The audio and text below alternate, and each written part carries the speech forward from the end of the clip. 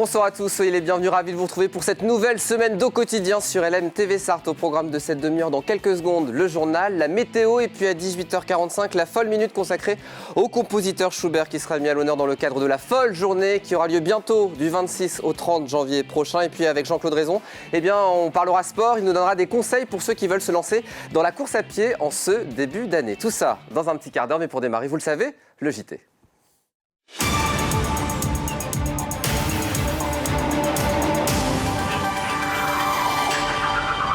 Le journal présenté ce soir par Laure Girard. Bonsoir chère Laure. Bonsoir Aurélien, bonsoir à tous. Au sommaire de cette édition, des investissements attendus dans le domaine de la santé. Les élus du Mans Métropole présentent un projet d'envergure pour à terme favoriser l'installation de médecins, du moins ils l'espèrent. Et puis ces jeunes Sartois rêvent d'un voyage à Paris et pour financer ce projet, ils n'hésitent pas à mouiller le maillot en proposant un service de lavage de voitures. Vous le verrez. L'invité de ce journal, Benoît Plancheneau, consultant en transition écologique, il a créé une méthode ludique pour réduire son impact carbone.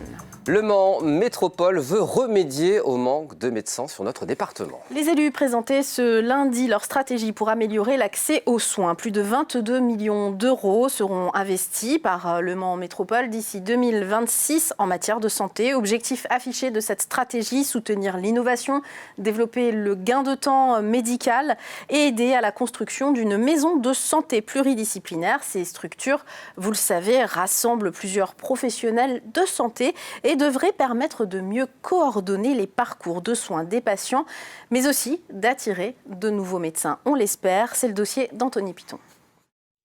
Le constat est alarmant. En 10 ans, la Sarthe a perdu 17% de ses médecins. Actuellement, dans la métropole du Mans, ce sont 24 300 personnes de plus de 16 ans qui n'ont pas de médecin traitant.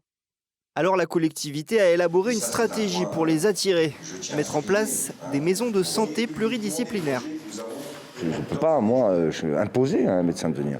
Qu'est-ce que je peux faire à partir de là avec les élus? C'est de favoriser l'attractivité du territoire pour les médecins.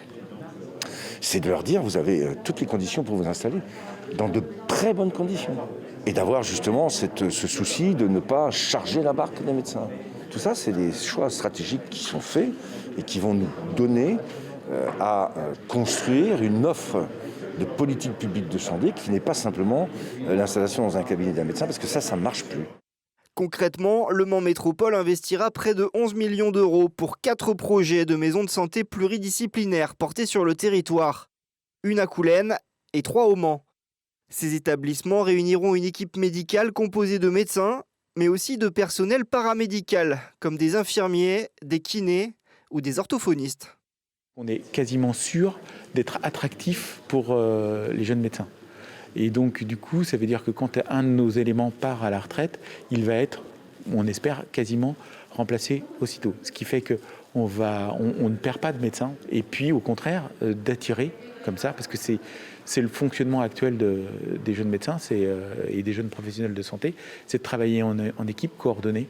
Et on est sûr qu'avec ce genre de projet, on va pouvoir les attirer. Particularité des MSP, la collectivité sera propriétaire des locaux et les professionnels de santé locataires. Les jeunes médecins, ils veulent des bâtiments plus agréables, plus design. Et voilà, donc cette nouvelle maison médicale sur laquelle nous travaillons avec les architectes, sera vraiment une maison d'un nouveau style. Et ce sera très attrayant pour les nouveaux médecins de venir travailler chez nous en équipe avec un bâtiment qui sera en plein centre-ville. En dehors des maisons de santé pluridisciplinaires, d'autres investissements seront aussi réalisés par la collectivité d'ici 2026. Ainsi, une enveloppe de 5 millions d'euros sera attribuée au CHM pour soutenir la modernisation de l'hôpital.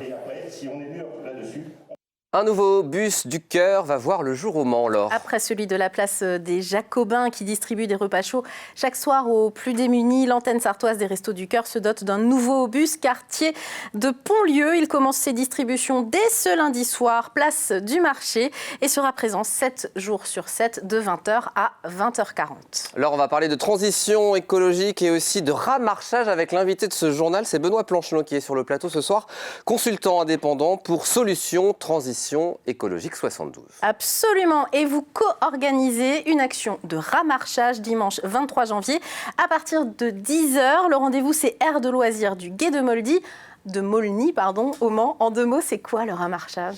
C'est quand on ramasse, c'est qu'on marche. L'idée, c'est d'aller récupérer les déchets qui traînent et du coup sensibiliser soi-même en discutant avec les autres et puis sensibiliser aussi les passants qui vont vous voir et qui vont nous voir et qui vont « Ah, mais c'est génial ce que vous faites !» Et puis peut-être qu'ils se diront que la prochaine fois, ils pourront faire la même chose. Et ça marche vraiment ? Vous êtes interpellés ? Bien sûr, moi pour ma part, ça fait depuis 2018 que je le fais. J'en organise des dizaines et on a souvent ces gens qui s'arrêtent. Mais vous faites quoi ? Ah, vous ramassez. Ça interpelle forcément. En plus, souvent vous êtes visible, il y a des gilets fluo, etc. Et on voit un reportage qu'on avait effectué il y a quelques années déjà. Vous co-organisez avec Anaïs de la boutique Mamie Mesure au Mans. Et elle organise d'ailleurs un concours tombola pour un bon d'achat de 25 €. Donc il faut rester à partir de 10h et en fin de matinée. Donc il y aura aussi également un moment d'échange sur les solutions qu'on peut apporter dans son quotidien pour améliorer son impact carbone. Et c'est l'objet de cette invitation parce que vous êtes consultant indépendant et vous organisez des ateliers, notamment il y en a un qui est prévu les week-ends du 4, 5, 6 février à Notre-Dame-du-Chêne. En 2 mots, expliquez-nous, qu'est-ce que vous proposez aux collectivités et autres associations qui seraient intéressées ? Oui, du coup pour réduire son empreinte carbone, donc c'est une forme de déchet finalement, mais le carbone c'est un qui va être hyper impactant sur le dérèglement climatique, qui déjà nous impacte d'ailleurs. Et pour ça, d'abord il faut connaître un peu les choses. Donc j'ai un outil qui s'appelle la fresque du climat, qui a été inventé, créé, établi on va dire en 2018, et qui a déjà plus de 300 000 joueurs ou pas loin en France et dans le monde. Donc ça permet de comprendre un peu comment ça fonctionne. Donc je l'ai fait auprès d'entreprises, auprès de collectivités, auprès d'universités, du grand public aussi.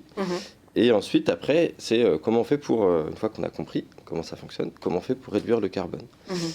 Pour ça, il y a d'autres ateliers ludiques, créatifs, comme le kit inventon de Noviba Carbone, qui permet de visuellement voir les solutions.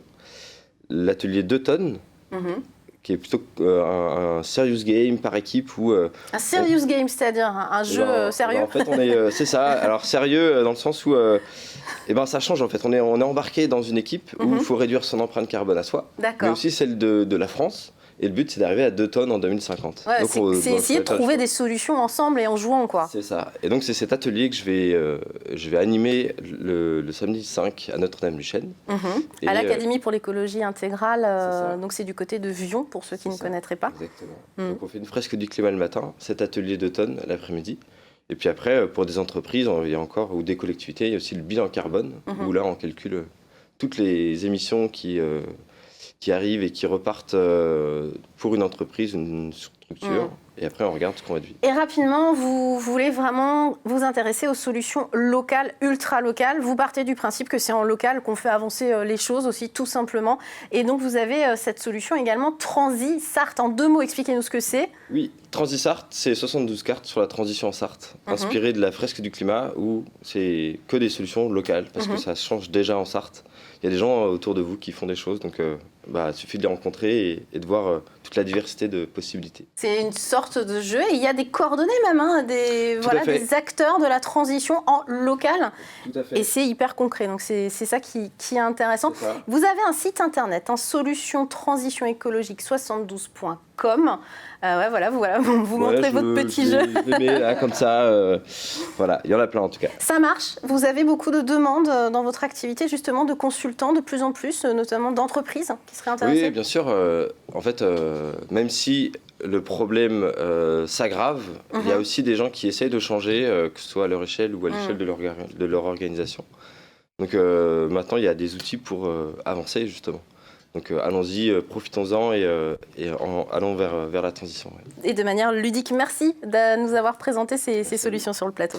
Des félicitations à présent dans ce journal puisque 3 Sartois ont été médaillés ce week-end parmi 600 jeunes compétiteurs. Ils ont moins de 23 ans, viennent de toute la France. Ils ont concouru tout le week-end pour les World Skills dont la finale nationale se tenait à Lyon. Ce sont en fait les Olympiades des métiers qui mettent à l'honneur les jeunes professionnels qui excellent dans leur pratique. Et Aurélien l'a dit, 2 Sartois sont médaillés d'or. Laurine Line est coiffeuse à Sablé-sur-Sarthe. Pierre Ten de Conflans-sur-Annie, catégorie couverture métallique. Et enfin, Thibaut Guerton de Trangé, spécialisé dans le câblage des réseaux très haut débit et qui obtient l'argent. Au total, 30 jeunes ligériens sont primés sur les 600 participants. Un beau palmarès donc. Bravo à Laurine, Pierre et Thibaut. 12 €. Est-ce que vous avez 12 € sur vous, Laure? Non. Eh bien, On il faut les avoir. Actuellement. C'est pas cher pour nettoyer sa voiture et en plus, c'est pour la bonne cause. Oui, alors on dirait une publicité, mais ce n'est pas une pub pour une entreprise de nettoyage. Ce sont les jeunes du centre social Escale de Fresnay-sur-Sarthe qui financent de manière originale une partie de leur voyage à Paris. Le reportage à Saint-Ouen-de-Mimbré avec Diane Lemoisson. On peut dire qu'ils y ont mis du cœur et de l'huile de coude. Les jeunes du centre social Escale de Fresnay-sur-Sarthe se sont activés ce samedi au centre de lavage auto de Saint-Ouen-de-Mimbré. Aujourd'hui, c'est ce qu'on appelle l'action d'autofinancement parce que nous organisons un voyage à Paris au mois d'avril avec les jeunes. Et donc cette action permettra donc de rapporter de l'argent et de réduire le coût de revient de chaque jeune. Ils sont 12 jeunes à partir avec ma collègue et moi à Paris. Le but du voyage, c'est de visiter Paris, un côté culturel, connaître la ville, ses monuments et tous ses sites. Au niveau des réservations, une vingtaine de voitures est prévue, soit plus de 200 € de gains. De quoi satisfaire Antoine, que le froid n'atteint pas. Il faut quand même qu'on s'investit un peu pour notre séjour. Ça serait beaucoup plus simple de rien faire, mais c'est quand même plus amusant de le faire nous-mêmes, par nos propres moyens. Ouais, t'es contente, il fait froid, c'est pas de chance, mais ouais, t'es contente, motivée, et puis c'est concret, c'est eux qui mettent en place les choses, qui le font, et l'argent, il sera mérité puisqu'ils l'auront gagné, donc c'est bien. Des ventes de crêpes et de tableaux ont déjà été réalisées pour ce voyage à Paris qui se déroulera du 11 au 15 avril. Prochaine action à venir, une vente de fripes. Ce sera le 12 mars à la ferme de Saint-Ouen-de-Mimbré. Bravo à eux en tout cas déjà pour cette belle opération. Il devait faire froid, donc bravo, d'autant plus. Du sport à présent et les jeunes amateurs de foot seront ravis d'apprendre cette bonne nouvelle. Oui, c'est la reprise des championnats départementaux et régionaux en foot interrompus à cause du Covid depuis le 7 janvier. On rejoue à compter du samedi 22 janvier du calendrier initial des compétitions régionales et départementales jeunes, mais de U14 à U19 et seniors également, féminin et masculin bien sûr, avec pour objectif prioritaire de permettre à ces championnats d'aller à leur terme à la fin de la saison. Les matchs amicaux, eux aussi, sont de nouveau autorisés. Donc attention, cette reprise ne concerne pas les U13 et catégories en dessous. Les moins de 12 ans dont les matchs sont toujours reportés, mais les entraînements, eux, restent autorisés. Et enfin, vous pouvez retrouver le communiqué sur le site de la Ligue des Pays de la Loire. On va finir avec des résultats sportifs et une défaite d'abord. Oui, le MSB a perdu à un tout petit point d'écart, 80-81 contre Lyon-Villeurbanne en 16e journée de Betclic Elite ce dimanche 16 janvier. Une déception pour ce premier match de l'année, mais il faut dire que le 5 de départ était privé de Kenny Baptiste, blessé à la cheville, et de Darius Johnson, Odon également blessé. Et en foot, c'est une victoire du Mans FC qui fait du bien contre Créteil. Et ce but de Julien Bègue que vous venez de voir à la 90e minute délivre les Manceaux repris par 2 fois par leurs adversaires. Score final 2-3 pour une victoire attendue après une série de 5 matchs non gagnés. Et puis à noter un départ du côté de Le Mans FC. Oui, on l'a appris aujourd'hui. Victor Glenslin quitte Le Mans FC faute de temps de jeu. L'avant-centre va rejoindre justement l'équipe de Créteil, Lusitanos, dès aujourd'hui. Et puis on parlera des 24 heures virtuelles dans quelques minutes avec Antoine Besson dans le cadre de 72 Sports à partir de 19h. Voilà pour ce journal complet. Merci Laure. Merci Aurélien. Une page de pub, la météo, et on se retrouve juste après. À tout de suite.